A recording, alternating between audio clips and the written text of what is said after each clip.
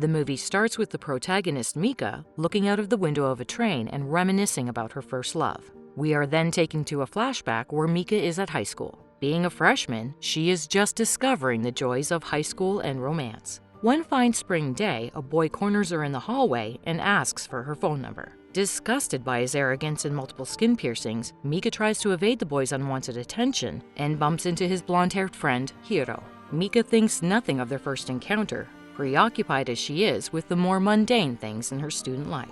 The following day, she loses her mobile phone at school. Although it turns up later on a shelf in the library, Mika discovers that an unknown student has deleted all her contacts and left their phone number in the phone's address book. After finding her cell phone in the library, a mysterious boy begins calling her without revealing who he is. He calls so often that Mika becomes interested in meeting him in person. The two youngsters spend every day of their vacation talking about everything that's happening in their life. Mika does all this while brushing her teeth or lazing around the house, her cell phone plastered to her ear the whole time. Next, the new school year rolls around, and the mystery boy decides it's time to reveal himself. He wants to meet Mika at the school's swimming pool before their school's commencement ceremony. Mika arrives at the pool and sees what she calls a silver-haired demon. The mystery boy is none other than Hiro, the blonde guy she bumped into earlier. Hiro then proves to Mika that he was the guy she was talking to on the phone by showing her a picture of the sky with a plane trail, which they both took one morning after their chat. Mika is surprised to find that it's Hiro, the delinquent boy she has been talking to for weeks. Without saying a word, she storms off to her classroom. Later, she tells her two friends about this, and one of them says that there is a rumor about Hiro already having a girlfriend from another school. Later, Mika sees Hiro storming off somewhere. Curious, she follows him and finds him planting flowers in the school's flower bed. For some reason, this really impresses her.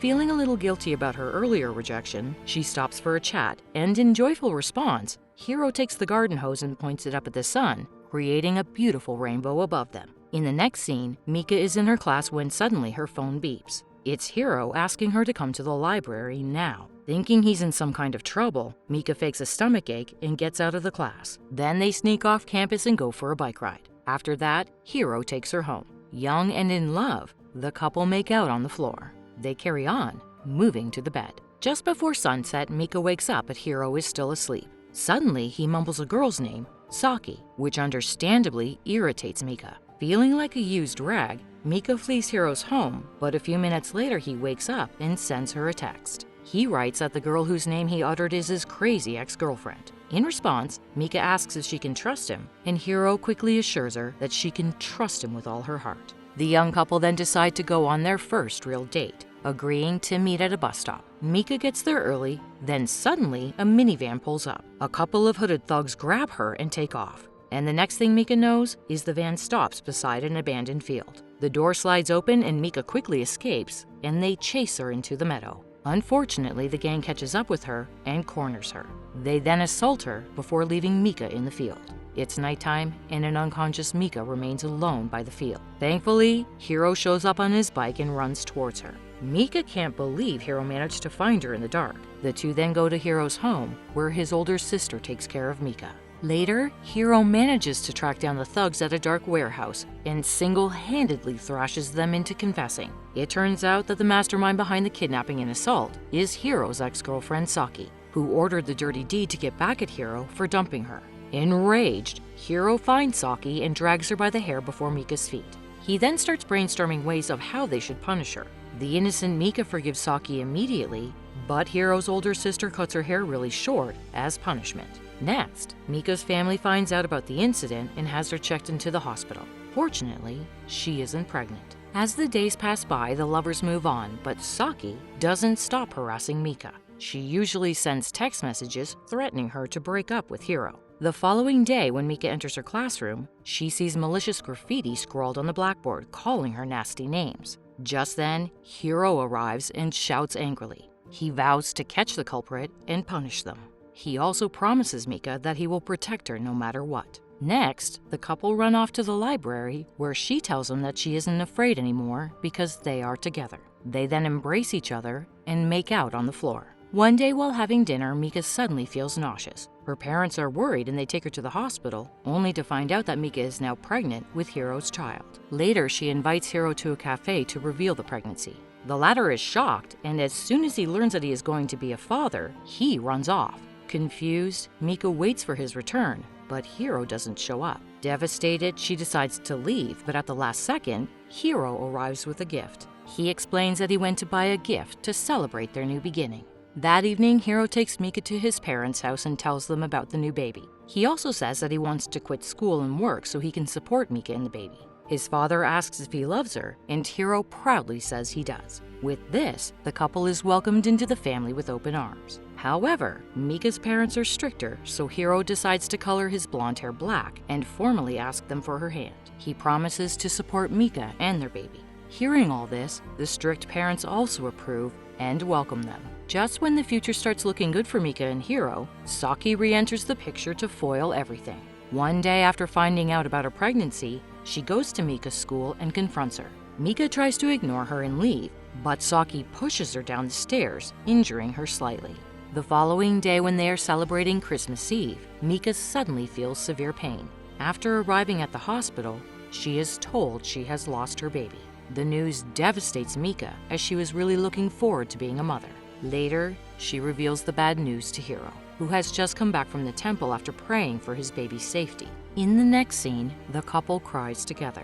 A short while later, they place a snowman on an empty lawn with a pair of mittens that Hiro bought for the baby. They plan to visit the same spot every year on December 24th and lay flowers for the baby. The movie then cuts to sophomore year. Mika doesn't see much of Hiro as he won't return her calls or texts. She is worried and continues to contact him until one day, Hiro invites some friends over to his house without Mika knowing. However, she is eventually called by one of her best friends, Aya. During the party, as all the guests were drunk, Aya's boyfriend Nozomu tries to kiss Mika.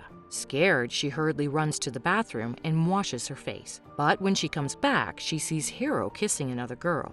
Devastated, she runs away, while Hiro is seen watching her from his house. Back at school, Mika sees Hiro in the library. He breaks up with her, showing no signs of remorse on his face. Infuriated, Mika throws the ring that they bought as a couple at his face. She later bombards him with text messages about how she won't give up on their love. She even invites him to the library, hoping to trigger some memories of their first encounter. Unfortunately, he never shows. Mika continues to ask Hiro to reconcile and waits for him at his favorite place, which is at the riverside. Suddenly, Hiro shows up, but tells her that he doesn't love her anymore. He then throws her ring back at her. Realizing that Hiro is gone for good, Mika tries to move on. Through Aya, she eventually meets a guy named Yu, who seems to be the polar opposite of Hiro. He is gentle, mature, has a decent job, studies at the university, and is respectful of Mika's every decision. As time passes by, Yu and Mika's friendship grows deeper. He knows about Mika's baby and Hiro, but accepts it maturely as he loves her very much. Every Christmas Eve, he drives Mika to the place where her baby lay.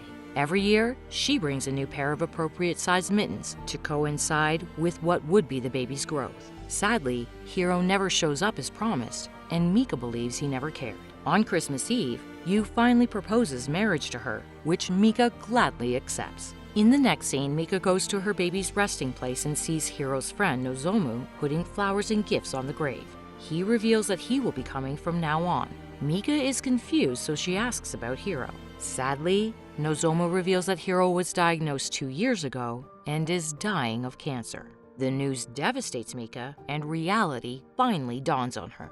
They separated precisely 2 years ago, meaning Hiro made the tough decision to protect her. He simply wanted Mika to move on and be happy with another guy. Meanwhile, Yu arrives at the scene because Mika has been gone for too long. He then learns about the situation. Mika immediately breaks up with him, and surprisingly, the mature Yu accepts it. He doesn't want her to be away from the person she truly loves. Soon after, Mika finds Hiro at the hospital and starts to care for him. She prepares his food and makes a covering for his head because he has lost his hair due to chemo treatment. Hiro, on the other hand, takes pictures of Mika without her knowing. One day, they go to Hiro's favorite place, the riverside, and pretend to make a wedding vow. However, Hiro breaks down, saying that he is afraid to die. He wants to create so many more memories with her. Hearing this, Mika begins to sob as well and hugs him tightly. Once back at the hospital, Hiro tells Mika that he would like to become the sky after he dies so he can always see her. Later, he hands his camera to Mika and asks her to have the pictures printed. Mika rushes to the printing store and gets the photos. As she is about to go to the hospital, Hiro's sister calls her and tells her that Hiro is in the emergency room. Mika runs and at the same time tries to wake him through a video call. Suddenly, she trips and the photographs are revealed to be her own pictures. With tears rolling down her face, she again calls Hiro, and this time, he opens his eyes. Mika tries her best to smile for Hiro and tells him to wait for her before ending the call. Sadly, he dies before she can return to the hospital. In the next scene, a distraught Mika sits alone in her room and mourns the love of her life. Just then, her mother comes in and gives her a diary that Hiro had left behind for her. Following the death of her lover, Mika becomes so upset that she tries to take her own life by jumping off the bridge over Hiro's favorite river. But right before she can do it, holding Hiro's diary, 2 doves fly past her. This surprises Mika, causing her to let go of the diary, which in turn reveals Hiro's messages for her. It details how he wants Mika to stay strong and happy. It also mentions how he loves her so much. Seeing the encouraging words, Mika looks at the sky and cries. In the final scene, she is on a train holding 2 pair of mittens. Soon, she gets off the train and greets her family, who are waiting for her at the station.